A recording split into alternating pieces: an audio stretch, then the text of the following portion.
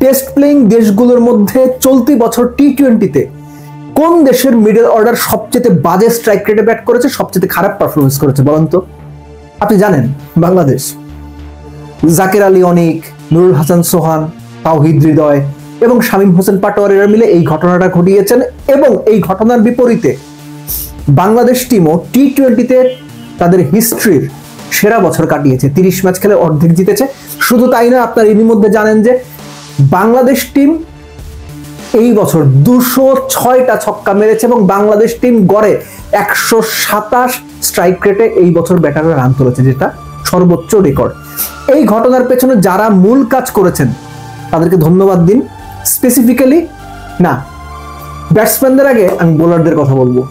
বাংলাদেশের এই বছরে সবচেয়ে ভালো পারফরমেন্স যদি বলেন, বোলিং ইউনিট করেছে। তারপরও আলোচনাটা ব্যাটিং ইউনিট দিয়ে শুরু করা জরুরি। টপ অর্ডার, আপনারা যারা মোটামুটি নিয়মিত আমার এই বকবক কিংবা আমার এই আলোচনা শোনেন, তারা প্রায়ই একটা জিনিস খেয়াল করার কথা, আমি কিন্তু লম্বা সময় ধরে বলে আসছি, পারভেজ ইমন, তানজিদ তামিম যখন থেকে ওপেন করা শুরু করেছেন, বাংলাদেশ অন্তত 65 to 70% ম্যাচে পাওয়ার প্লেতে অ্যারাউন্ড 50 রান তুলে ফেলে।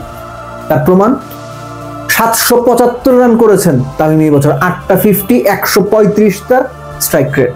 Liton Das being the captain, last 8 ইনিংসে একটা 50 লিটনের, কিন্তু তারপরও লিটন কিন্তু চলতি বছরে অলমোস্ট 650 রান করেছেন, 635 সম্ভবত। লিটনের strike rate 132, career best. Parvez Emon তিনিও 500-র উপরে রান করেছেন এই বছরে, তার স্ট্রাইক রেট 138 এর মতো, 4টা 50। এই যে টপ অর্ডারের 3 জনের কথা বললাম, এর সাথে সাইফ তো খুব বেশি দিন ধরে আসেননি, যখন থেকে এসেছেন মোটামুটি পারফর্ম করছেন।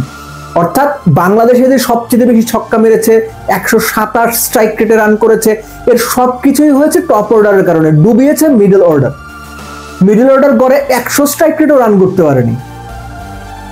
সো সেটা তারা যদি ওই সার্ভিসটা বা সাপোর্টটা দিতে পারতেন, বেটার পারফরমেন্স করতে পারতেন, আমি মনে করি বাংলাদেশ 30 ম্যাচের অন্তত 20টা ম্যাচ জিতত। মিডল অর্ডারের কারণে চলতি বছর বাংলাদেশ কমপক্ষে 5 থেকে 7টা ম্যাচ হারছে, কমপক্ষে। সো এই মিডল অর্ডার বিশ্বকাপে গিয়ে যদি পারফরমেন্স বের না করতে পারে, তাহলে বিশ্বকাপে বাংলাদেশ দল ওই আগের মতোই বোলার আর টপ অর্ডারের উপর নির্ভর করতে হবে। সো বোলারদের আলোচনাতে সবার আগে যে নামটা আসে, that is Rishad Hossain. 33 wicket পেয়েছেন, কত 8.5-এর মতো বোধহয় ইকোনমি। সেই দিক থেকে মুস্তাফিজ 26 উইকেট পেয়েছেন, কিন্তু তার ইকোনমি 6-এর সামান্য পড়ে। তাসকিন 24 উইকেট পেয়েছেন, ইকোনমি প্রায় 9-এর কাছাকাছি। টপ 3 ধরলে এই 3 জনে, কিন্তু আমি পার্সোনালি ফিল করি এই বছর তাসকিনের চাইতে তানজিম সাকিব বেটার বল করেছেন, বেটার থ্রেট ক্রিয়েট করেছেন। বিভিন্ন সময়ে যখন উইকেট দরকার হয়েছে, যখন মুস্তাফিজ কিংবা তাসকিন ব্যর্থ হয়েছেন, তানজিম সাকিব এসে উইকেট পাইয়ে দিয়েছেন। তার উইকেট 23টা, 8-এর ইকোনমিতে 23টা, তাসকিনের হচ্ছে 24টা। সো বোলিং ইউনিট এবং টপ অর্ডার চলতি বছর বাংলাদেশকে দারুণ সাপোর্ট দিয়েছে, ডুবিয়েছে মিডল অর্ডার। এবং এই যে মিডল অর্ডারে যে হাবুডুবু খেলা, একবার ডুব দেয় একবার উঠে, একবার ডুব দেয় একবার উঠে, বিশ্বকাপে আশা করি এটা চলবে না।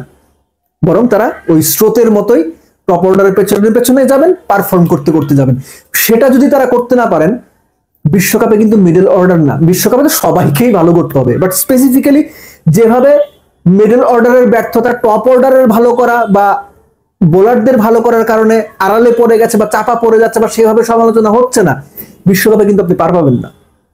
সো বিশ্বকাপের জন্য ওই মেন্টাল প্রস্তুতিটা রাখা উচিত। যারাই মিডল অর্ডারে থাকবেন তারা নিশ্চিত করেন, কারণ আপনারা নিজেরাও খুব ভালো জানেন যে 2025 আপনারা খুব বাজে পারফরমেন্স করেছেন, দল সব মিলে ভালো করেছে কিন্তু আপনারা খুব বাজে পারফরমেন্স করেছেন।